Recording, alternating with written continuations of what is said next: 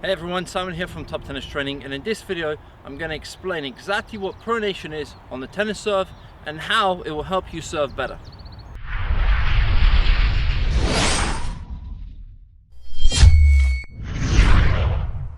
So what exactly is pronation when it comes to serving?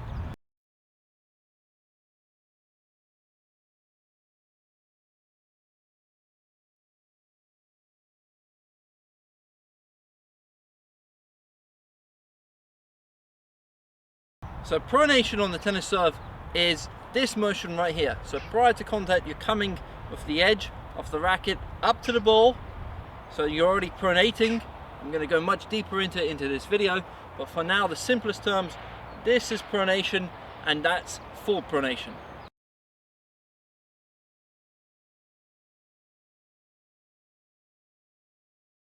So to break it down, if I have my palm facing up to the sky now, my forearm and my palm is in a position called supination. So this is the opposite of pronation. Supination, palm up. I'm now pronating my forearm into a neutral position. This is a neutral position where the palm is now equal to my body, facing my body. And then I pronate now fully by turning my palm downwards to the ground. So supination, palm up, neutral, palm to the body, and pronation, full pronation, palm to the ground. Now, why is this important on the serve? So if we're using the continental grip or the chopper grip, if we're using that grip on serve, prior to contact, we're going to be leading with this edge of the racket. So this edge of the racket is traveling up to the ball prior to contact. So let's take a look at some of the pros in this position.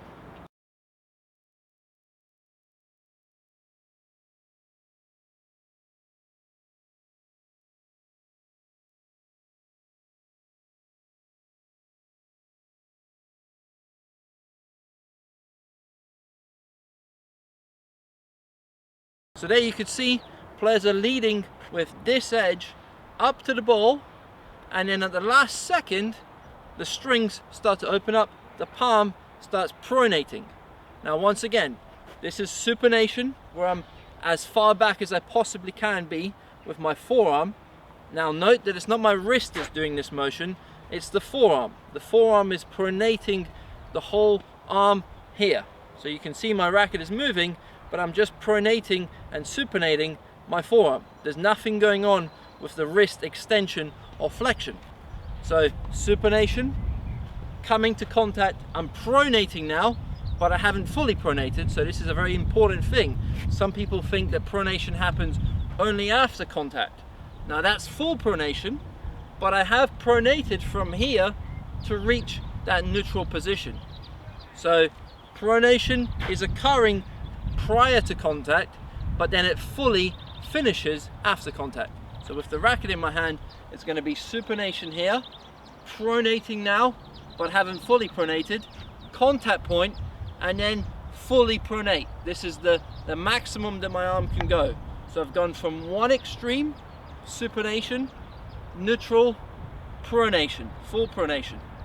And it's very important that you understand this concept, because a lot of players struggle with this, and it's because they don't fully understand what is actually happening up above the head.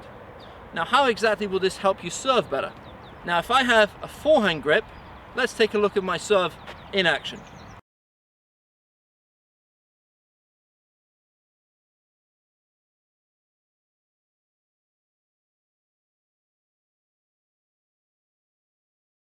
So here's the forehand grip, and I'm trying to use that wrist flexion and extension through the contact point.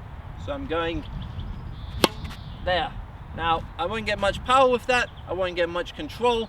I will be able to hit it in if I hit a very weak serve like this, but my opponent can kill that. So as a beginner, as someone, if you're just starting out tennis and you want to get the ball in the box, that works.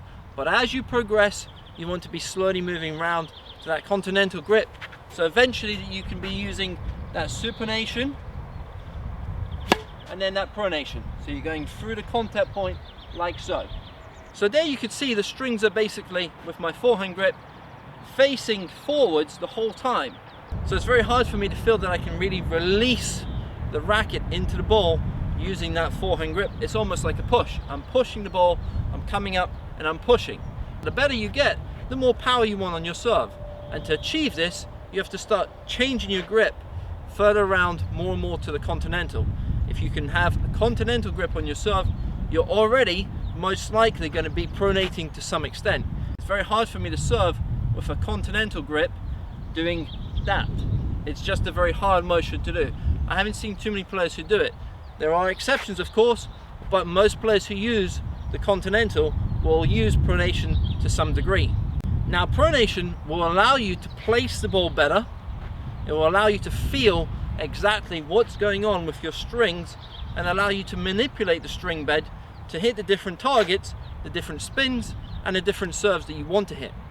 If I don't have that pronation, it's very hard for me to hit slice, it's very hard for me to hit kick. With a forehand grip, it's impossible actually to hit a kick serve properly. If it's a slice serve I'm after, again, slicing the ball with a forehand grip is a very hard thing to do. I can achieve some degree of spin, but it'll be a very weak serve that the opponent can expose. So when I'm serving, I want to feel that I can really accelerate through that contact zone, and the only way to achieve this is with that continental grip using supination, pronation on the serve. So let's break down exactly what's happening with my serve in super slow motion so you can see exactly the mechanics that are happening up above my head.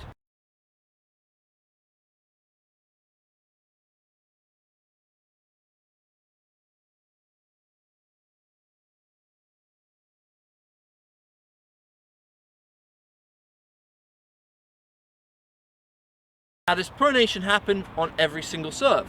If you're using a continental grip, pronation will happen most likely on every serve that you hit to some degree. Now, if I'm going for a slice serve, I won't pronate as much as if I was going for a flat serve. So the flat serve, at contact, my strings want to be facing the net directly.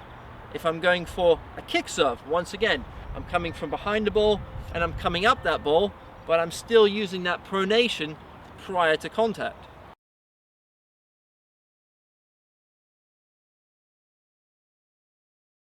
And if I'm going for a slice, the angle of the forearm and the strings will be slightly different because I want to impact the ball around 1 or 2 o'clock if the ball was a clock face. So the degree of pronation happening prior to contact will be less, but I'm still going to be hitting the ball and then turning out the palm if I want to have that maximum acceleration through the contact zone.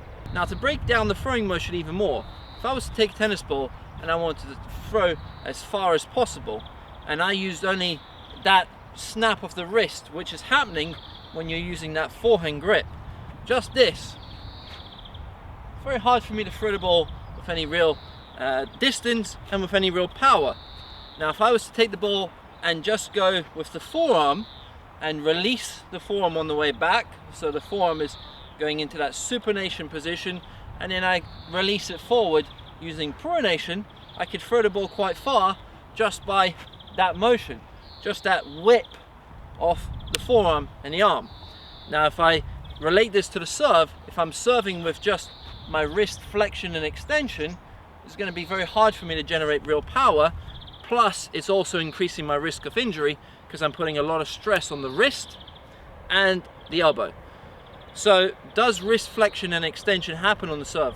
Most definitely it happens to some degree, especially on the kick serve. More likely on the kick serve, you're going to see players are using that wrist extension and flexion along with pronation. So they're not just doing this, but they're also pronating at the same time. So the key is happening from that pronation. It's not just the wrist flexion and extension. If I do just this, that ball's heading off to the side of the court.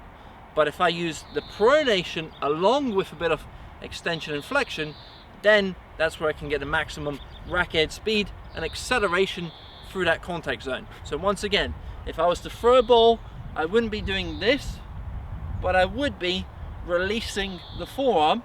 So the palm is now facing the left side of the court prior to the throw.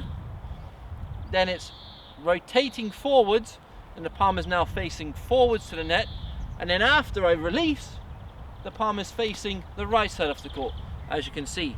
So left side of the court, forwards, right side. And that's the exact same thing with the racket in my hand. Thank you so much for watching the video. I hope you've enjoyed it and learned something new. If you have, please click the like button and leave a comment down below. Which part of your serve do you struggle with the most, and what would you like to improve the most on your serve? Signing off, Simon from TTT. All the best, guys, and see you soon.